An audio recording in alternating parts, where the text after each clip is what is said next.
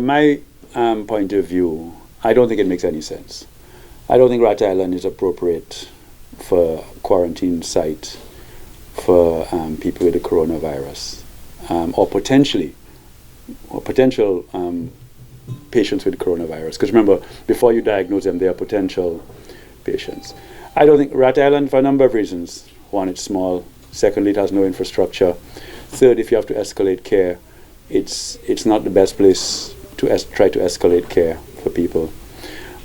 So I think that, to me, that's not a very well thought out comment. That was medical practitioner Dr. Stephen King dismissing the idea of using Rat Island as a quarantine zone. So if not Rat Islet, then where? Dr. King offers up some alternative locations he believes, in his professional opinion, would be better quarantine centers. First of all, St. Lucia is not short of health buildings that have space. In fact, we're embarrassed by empty space in health buildings. Take the OKEU, for instance, the wards on OKEU. So if you have sick people that need to be cared for and need to be isolated, currently the OKEU wards would be perfect for sick people. For asymptomatic people who are not sick, there's the option of facilities such as Skyway Inn. Skyway Inn, if I remember a couple of months back, people were talking about it as a potential relocation of the St. Jude. There was that talk about that.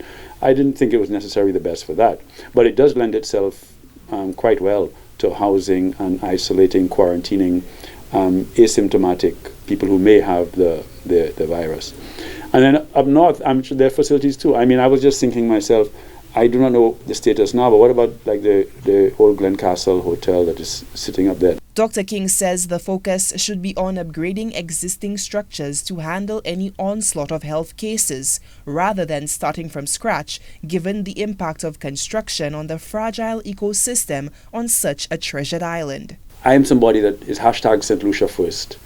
Right, that's my feeling, and I think that when we say St. Lucia first, we talk about our land, our indigenous species, our patrimony, our history, as well as, of course, our future. So the whiptail lizard is really something that we should protect, and there are other species as well that we should protect. And so whenever we're doing anything, we should always think St. Lucia first and what's in the best interest of St. Lucia in that holistic way. Okay. The former chief medical officer believes the Prime Minister's comments appeared to border on the emotional and impulsive and did not seem clearly thought out. He urges the technocrats and advisors in the medical field to act with haste to fortify St. Lucia for any eventuality given the rising threat of the global public health emergency. However, Dr. King advises the authorities to proceed with caution and be mindful of the impact of the footprints they leave behind to minimize the unintended consequences of their actions. Solange Alfred, HTS News Force.